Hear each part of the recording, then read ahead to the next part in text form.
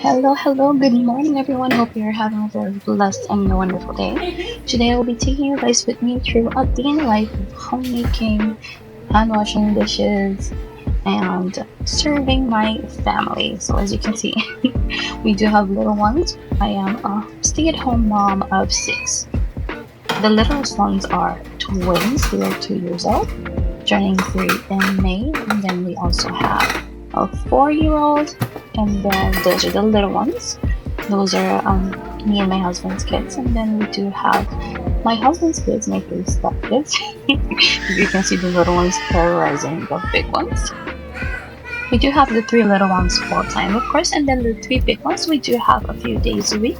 And which days of the week vary week by week depending on the schedules of my husband and their mom. And today we do have two of the big ones are with us. So they do help me throughout the day, but it's not expected of them, and it is not their priority or their duty. They just simply enjoy helping out. So whenever they do help out, I do always keep an eye if I do need to quickly come in for a rescue, because the little ones are a lot. They are very energetic and crazy, if I might say so. A good kind of crazy, of course. So that's usually how our day goes. I'm just serving them their snack. They all love their crackers, plain and simple. As you can see, I did try asking them multiple times, a few of them, if they wanted cheese. They did not. Here I am just checking if they want to eat mac and cheese for dinner, so I start prepping that. But me personally, growing up, I always ate my crackers with cheese, but none of my kids or my stepkids, they do not want anything on their crackers. So it was hard for me to accept, but I accepted it. So it is around 1 p.m. in the afternoon, so I am getting the dinner started and then going on to the dishes. I am hand washing the dishes, but as you'll see later on, of course I have to give my son his toys that he has been playing with the dishwasher, which is not the most sanitary place for him to play, but he does enjoy it. So I am washing the dishes by hand, but I do try them in our dishwasher because we have a broken dishwasher. The water function is not working, but we do use it to cut down on the drying time. So you will be seeing me use a dishwasher, but only to dry them and not to wash them.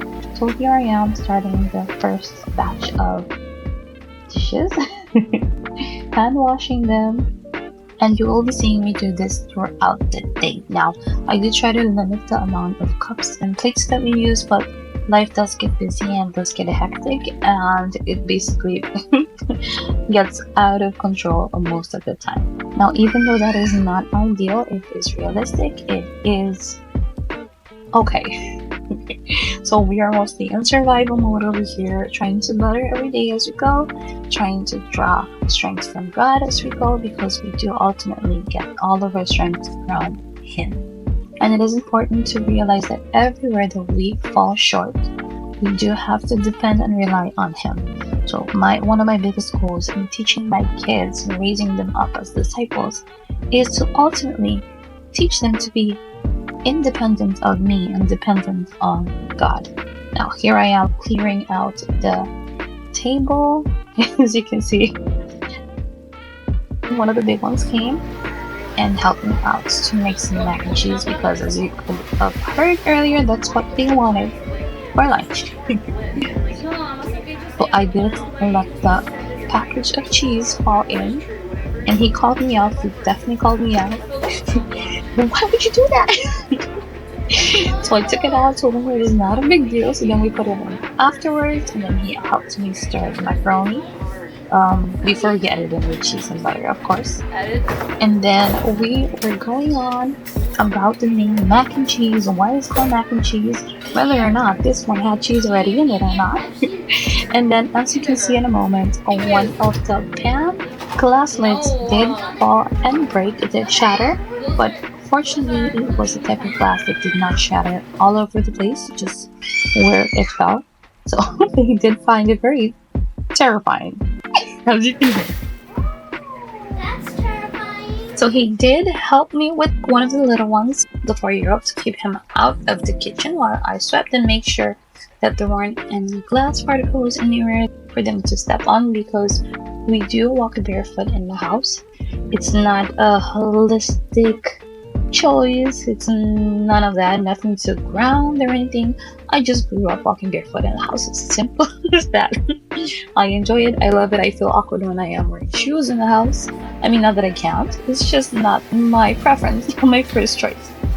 So after sweeping all of the glass, we are draining the macaroni and then putting in the ingredients. Today was a fast and easy meal. I served mine with some green beans, as you will see later on. They did not want any green beans, of course. One of them did want Vienna sausages in their mac and cheese, so I did do that for him. And then I got some bigger pieces and put it aside for my husband because he also enjoys the sausages in his mac and cheese. Now, by the time I finished making lunch, I have already put the twins to bed. I did mention that it was dinner, but it was actually lunch. We did have pizza for dinner later that evening. Here comes my stepson again, and my 4-year-old. Loves his big siblings very, very much. I did not mention the big ones. Their ages are 9, 12, and 15 already. I met them when the oldest was 6 and the smallest one was I would say about 1-year-old, turning 1, not 1 yet. So that has been an adventure. I love them very much. I learned to love them as my own kids before I even had my own kids. So they are very dear to my heart. Oh, they are my little big babies for sure. So here I'm trying to actually convince my 4-year-old to try and eat the green beans, which he did not want to do. As I was mentioning, we did have a late lunch because the twins' bedtime are around 4 to 5 p.m. and they do sleep 12 hours. It's because they've been waking up earlier and have not been sleeping in no matter what I do. I simply moved their bedtime earlier and to see if they actually would sleep the 12 hours that way, and they do. So it's been a few weeks, about a month or maybe more, that we've been on that 4 a.m. to 4 p.m. schedule. It was rough at first, but then I embraced it. I saw that I actually had more quiet time when they woke up early. For some reason, they were very calm. They ate their breakfast calmly, so I can actually spend more time with Jesus, of course, in the morning. And that was actually our 12-year-old coming by to tell me she had eaten all of her food, which I was very proud of. On this particular day, I did not show my morning routine or my quiet time in the morning, how I usually spend time with God, Jesus, Holy Spirit. So I will be showing those in future videos, so you can keep an eye out for that. Now we are back to the dishes, as you can see. It's going to be a recurring task in this video. Now, I am not necessarily not a fan of homemaking, but it's not my strong suit. It's not something I find joy easily in, but the Lord has been working on my heart, has been working on my obedience, so I do try and make more of an effort to be a better mama, a better wife, a better daughter, which is actually what inspired this channel in the first place. To remind all of my moms that you are daughters. You're not only moms, actually you're a daughter before that you are a mother. Whose daughter? But once you get born again, of course, you become a daughter of God. That being said, our jobs as moms are not easy at all, especially as Christian moms. We have to be on top of our prayer life because the enemy is not happy whenever we serve our family, whenever we serve our husbands, whenever we serve our kids. He is not happy at all because he does not love marriage or the structure of a family. God made us to multiply and he does not like it one bit. Now, of course, one of our first priorities is being a wife, and then being a mother and a keeper of the home. But we seem to forget the most important role of all, which is to be a daughter. As soon as we're born again, we are a daughter first, then a wife, then a mother, then a homemaker. So it's not fun to hear. It's not something that we like to hear. But I'm here to remind you, like, hey, you're a daughter before anything else. So yes, I would say make sure that your house is up to date as much as you can. You don't have to overburden yourself. Keep it as tidy as you can, as possible, as it is possible. Keep your marriage alive. Keep it holy, keep it fun. Make sure you respect him at all times. Be submissive, but also remember to correct when it is needed with a loving heart, because we are their opposite. We are their helper. We are there to help them. Whenever they want to do something that is not so smart, you can be like, baby, sure about that. But in all seriousness, we are a daughter first. And as soon as we have that point of view, remind ourselves that we are first his daughter of the Most High God, it kind of changes things a little bit. Because it does take you back to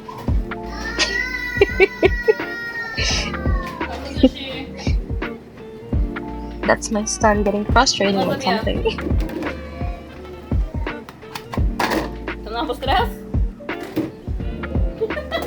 I just have to laugh it off and remind him to have patience.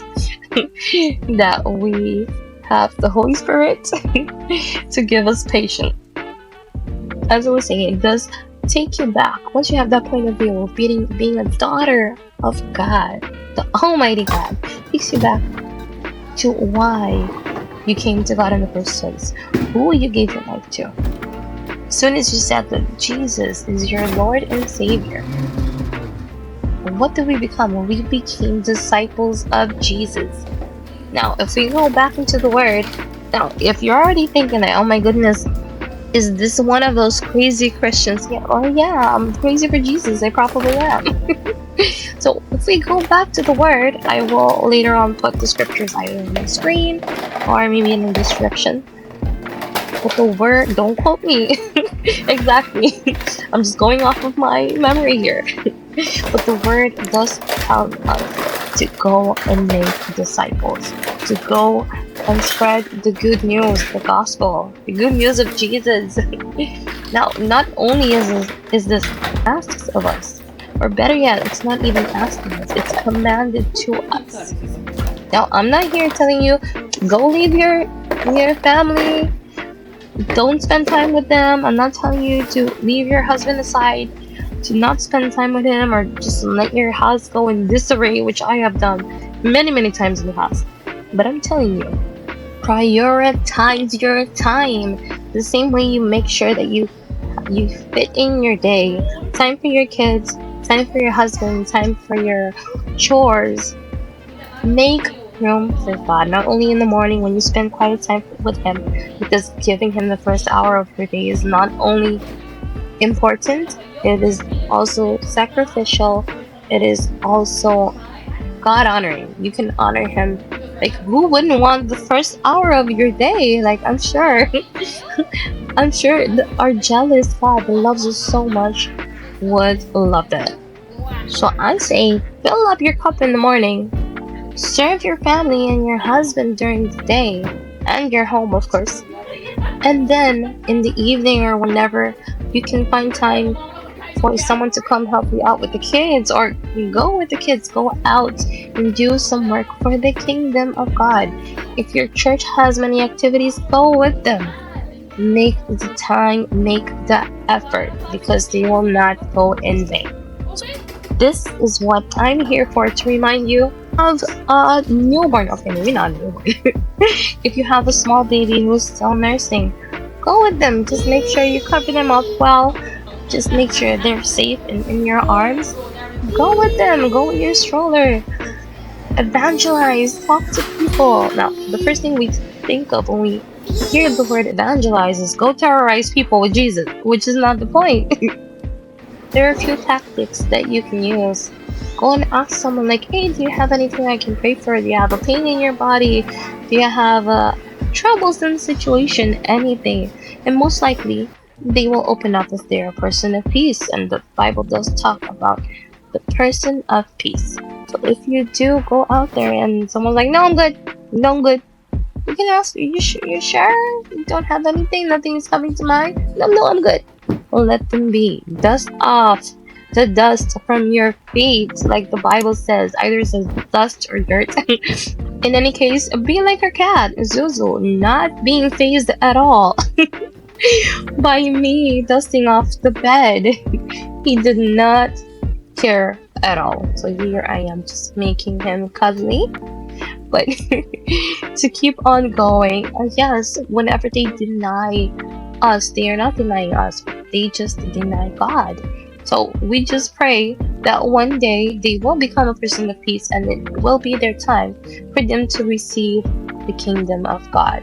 But whenever we do try and talk to them, whenever we do bring up Jesus, bring up the truths, bring up the word, know that you are planting a seed. And the Bible does say that the one that plants the seed is not always going to be the same person who is going to harvest. So let that be your reminder, let that be your encouragement to do it anyway. Talk to the person anyway. If nothing happens, so be it. And if you do not believe that the God of today is the same God of yesterday and back then and in the book of Acts, I'm here to tell you or remind you that he is not only alive, but he is living and active. Which means go. If you have been born again, you have the Holy Spirit inside of you, which means you have all authority to go there and lay your hands on the sick and bring healing, because it's not us that's doing it. It's the Holy Ghost, the Holy Spirit living inside of us. He is the one doing all of the work. We just have to be obedient. We just have to make the step of faith. We just have to put our hands and say, pain, go right now in the name of Jesus. Be gone in the name of Jesus. Out right now in the name of Jesus. We have all authority to cast out demons in the name of Jesus. We live in a society where talking about casting out demons is pretty much taboo. I love watching my homemaker YouTubers, but very few do I ever hear them talking about the supernatural. And it's not something that is from back then. When you read your Bible, know that Jesus not only said that we will be able to do the same things that he has done, but much greater things, which means we have all authority given to us. I mean, he went down to hell and got the keys of hell.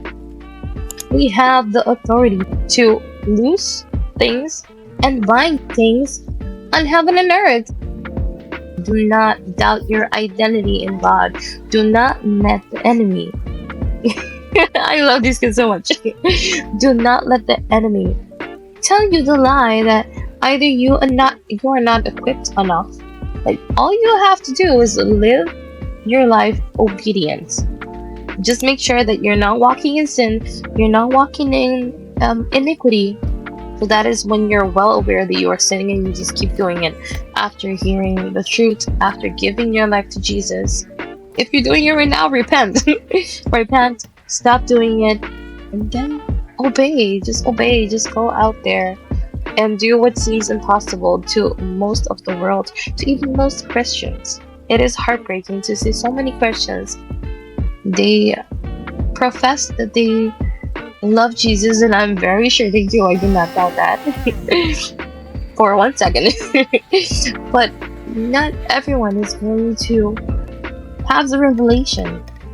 It's not going to be obvious to everyone that the same God from back then is the same God from now, and we are blessed enough to have a gracious God. Imagine if we lived in the Old Testament. We did not have Jesus to help us.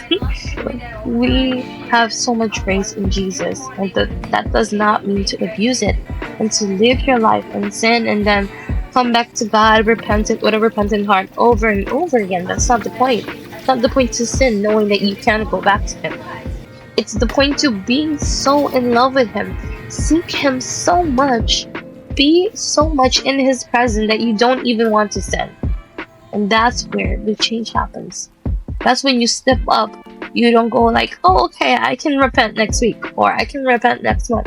No.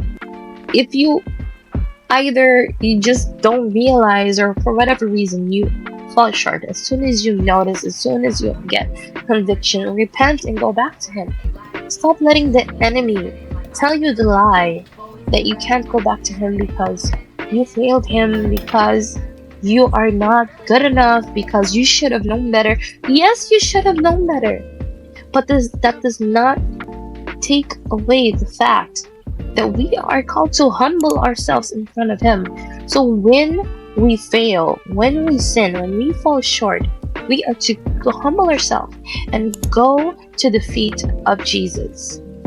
That's the meaning of humbling yourself. Like, God, He knows what I've done. How am I going to face Him? Humble yourself. Do it anyway. Go to His feet. Be like, God, I'm sorry. I have sinned. I've taken you for granted. Whatever the situation is, go to Him. Ask for forgiveness. Also remember to forgive others. Because the Bible says clearly, if you do not forgive, you will not be forgiven. So anything that you have against anybody, or you know anyone that has anything against you, maybe it's not sitting right in your heart. Check your heart. Go to the Lord. Give it to Him. Make sure that you can go to the altar. Make sure that your heart is set right with Him. If you get conviction to go and apologize to the person, even if they accept it or not, do it anyway. Do it out of obedience. Humble yourself. Do not let pride take over in any way. If you have, in any way, shape, or form, a victim mindset, if you keep reminding yourself that that person did this to me, so it's okay that I'm mad with him. This person did that to me, so I have a reason to be angry. Like, okay, the word says, be angry, but do not sin. So it's okay to get angry, but do not let the sun go down on your anger, which is also in the Bible. So just remember to be forgiven, you have to forgive. And it's not for the other person, it's for yourself. It's for your own peace. It's for your own salvation. Now, back to the homemaking. As you might have seen, my husband did come home. I did spend some time with him. I served him as well. Now, I am back in the kitchen. I just made my first active dry yeast sandwich bread, because I made it with sourdough before, but that was my first time actually making it with active dry yeast, and I was very pleasantly surprised. And my stepson was helping me. He did help me punch down the dough, because I mean, what 9-year-old wouldn't want to punch down some dough? And he loves yogurt, definitely his favorite, one of his favorite breakfast foods. So here he is helping me make the yogurt that we did get to enjoy the day after, which he could not get enough of, which makes me very happy. And the 3 little ones also love this yogurt, so it's definitely a keeper. I will definitely keep making it as much as I can. And the sandwich bread also was very delicious. Again, coming from a very humble place here. Homemaking is not my strong suit. It's not something that I have enjoyed in the past. It is not something that I would say I'm very good at. But of course, I am called to keep my home, and the Lord has been working on my heart. I want to make my husband happier. I want him to come home and actually enjoy having the house clean and tidy and not have to step on crumbs as soon as he takes off his work shoes. So I am working on that. Now, again, on the part of going out and making more disciples, evangelizing, talking to others, spreading the gospel, I am blessed enough to be able to live with relatives. So that means that I do have the option to go out and work for them. As soon as they go down to sleep, I will get ready. I'll just make sure there are some people at home, and then I can go ahead and meet up for fellowship. But most importantly, go and do kingdom work. Now, I pray that this video has blessed you in some type of way, that this can be an encouragement in the name of Jesus, that you can be fired up in the spirit. Yes, Jesus, thank you so much for this person. I love you very, very much. Just remember to seek Him first before anything else. I love you all so much. Thank you so much for your time. I will see you next time. Blessings. Bye.